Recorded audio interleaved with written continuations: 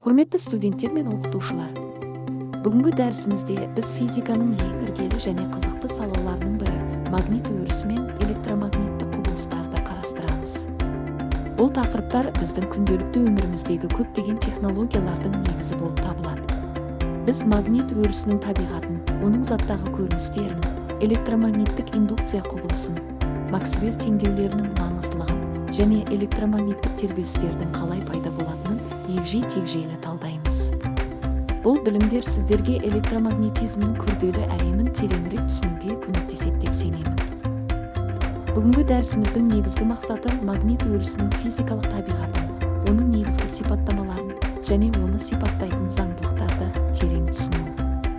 Сонымен қатар, біз электромагниттік индукция құбылысының мәнін, оның қалай пайда болатынын және оның практикалық маңызын қарастырамыз. Максвелл теңдеулерінің электромагнетизм теориясындағы орталық рөлін және олардың электромагниттік толқындардың бар екендігін қалай болжағанын талдаймыз. Бұл мақсаттарға жету арқылы біз электромагниттік құбылыстардың бір тұтас көрінісін қалыптастырамыз. Магнит өрісі қозғалыстағы электр зарядтарының немесе электр тогының айналасында пайда болатын ерекше физикалық өріс. Ол магниттік күштер арқылы көрініс табады. Магнит өрісі векторлық шама болып табылады, яғни оның бағыты мен шамасы бар. Оның тағы бір маңызды сипаттамасы ол құйынды өріс, яғни магниттік күш сызықтары тұйықталған. Кез келген өріс сияқты магнит өрісі де энергияны сақтайды. Магнит өрісін сипаттайтын негізгі шамаларға магнит индукциясы, магнит өрісінің кернеулігі және магниттелу жатады. Магнит өрісінің пайда болуын сипаттайтын бірнеше іргелі заңдар бар. Олардың бірі Био-Савар-Лаплас заңы, ол ток элементі тудыратын магнит өрісінің индукциясын анықтайды. Ампер заңы ток өткізгіштердің өзара әрекеттесу күшін сипаттайды. Бұл заңдар магнит өрісінің көздері мен оның кеңістікте таралуын түсіну үшін өте маңызды. Ампер күші магнит өрісіндегі ток өткізгішке әрекет ететін күштің шамасы мен бағытын анықтайды. Бұл заңдылықтар электромагниттік құбылыстардың негізін қалайды.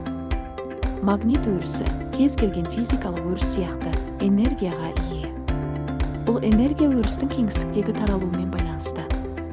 Магнит өрісінің энергия тығыздығы өрістің берілген нүктесіндегі энергия мөлшерін сипаттайды. Ал кеңістіктегі магнит өрісінің жалпы энергиясы бұл өріс алып жатқан барлық көлемдегі энергия тығыздығының интегралы. Векторлық потенциал магнит өрісін сипаттаудың ыңғайлы математикалық құралы. Ол магнит индукциясы векторын оңай есептеуге мүмкіндік береді және Максвелл теңдеулерін ықшам түрде жазу үшін қолданылады. Заттың магнит өрісімен әрекеттесуі оның ішкі құрылымына, атап айтқанда, атомдар мен электрондардың магниттік моменттеріне байланысты. Заттар магниттік қасиеттеріне қарай үш негізгі топқа бөлінеді: диамагнетиктер, парамагнетиктер және ферромагнетиктер. Диамагнетиктер магнит өрісін әлсіретеді, парамагнетиктер оны аздап күшейтеді, ал ферромагнетиктер магнит өрісінде өте күшті магниттеледі. Магниттелу векторы заттың магниттік қасиеттерін сипаттайды, ал магниттік қабылдағыштық заттың магнит өрісіне қаншалықты жауап беретінін көрсетеді. Электромагниттік индукция магнит өрісінің өзгеруі нәтижесінде тұйық контурда электр тогының пайда болу құбылысы. Бұл құбылысты Майкл Фарадей ашқан және оның заңы индукциялық н-нің магнит ағынының өзгеру жылдамдығына пропорционал екенін көрсетеді. Ленц ережесі индукциялық токтың бағытын анықтайды.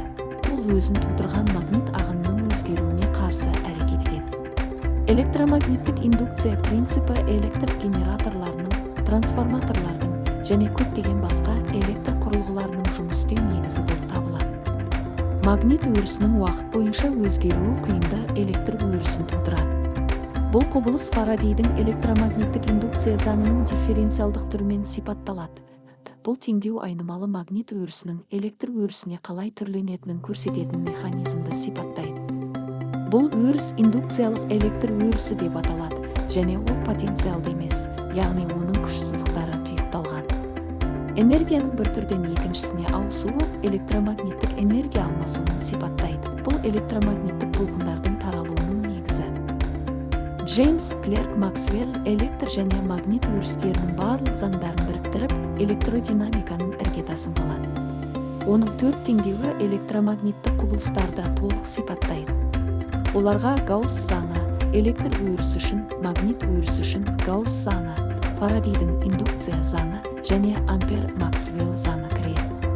Бұл теңдеулер айнымалы электр өрісі магнит өрісін, ал айнымалы магнит өрісі электр өрісін тудыратынын көрсетеді. Осылайша Максвелл электромагниттік толқындардың бар екендігін теориялық тұрғыдан болжады.